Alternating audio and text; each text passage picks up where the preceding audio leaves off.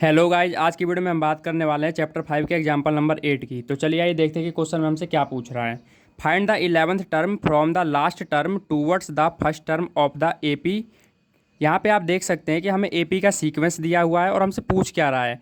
हमसे ये कह रहा है कि हमें 11th टर्म फाइंड आउट करना है। कहाँ से? लास्ट टर्म से। इट मीन्स कि बैक से।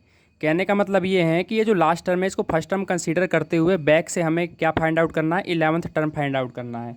तो देखिएगा इसे कैसे करेंगे। इसका एक सिंपल सा फॉर्मूला होता है, वो मैं आपको बताता हूँ। सॉल्यूशन। इसके लिए सबसे पहले हमें किसकी ज़रूरत पड़ेगी? अब आप यहाँ पे देख सकते हैं ये कौन सी वैल्यू हो जाएगी। पहली वैल्यू हमेशा ए की होती है। उसके बाद हम डी निकालते हैं। डी से हमें पता चल जाता है कि दो टर्म के बीच में कितना गैप है। तो उसके लिए हम क्या करेंगे? सेकंड में से फर्स्ट वाले को लेस करेंगे।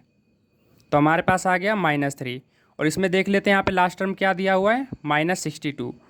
तो ए एन की वैल्यू हमारी क्या हो जाएगी? ए एन की वैल्यू हो जाएगी -62।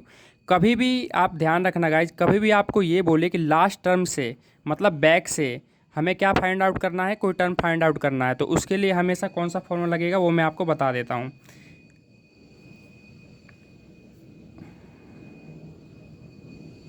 Term from last.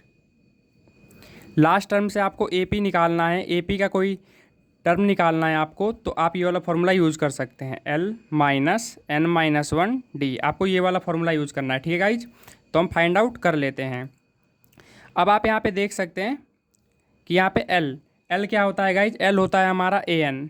AN को ही हम L बोलते हैं। तो मैं यहाँ पे लिख देता हूँ AN की वैल्यू कितनी है? -62 माइनस N की वैल्यू क्या होगी? हमें 11th टर्म फाइंड आउट करना है। ठीक है, तो हम यहाँ पे 11 लिख देते हैं -1। D की वैल्यू हमारे पास कितनी है? -3 है। तो मैं यहाँ पे -3 लिख देता हूँ। उसके बाद हम क्या कर सकते हैं? -62 है, मैंने जैसे वैसे लिख दिया। अब आप यहाँ पे देखिए कि क्या है, 11 में से जब 1 लेस करेंगे तो हमारे पास क्या बचेगा? 10 बचेगा। और ये क्या है? -3। अब हम क्या करेंगे? यहाँ पे आप देख सकते हैं -62 एग्जैक्ट मैंने लिख दिया है। अब ये देखिए ये भी क्या है? इसके साथ मल्टीप्लाई में जब 10 को 3 से मल्टीप्लाई करेंगे तो क्या होगा?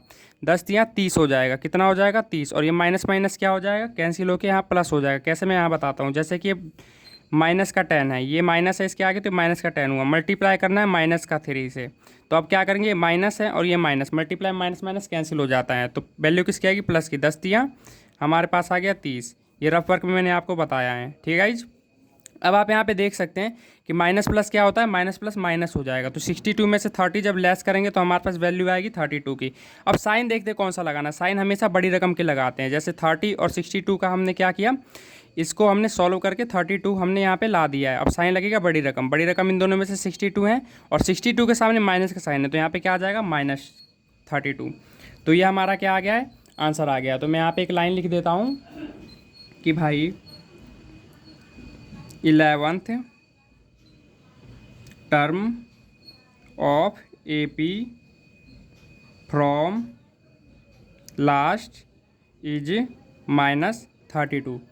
इसका मतलब ये है कि 11th टर्म एपी का, ठीक है, लास्ट से कौन सा है? -32। इट मीन्स कि लास्ट से हमारा जो 11th टर्म बनेगा एपी का -32 बनेगा।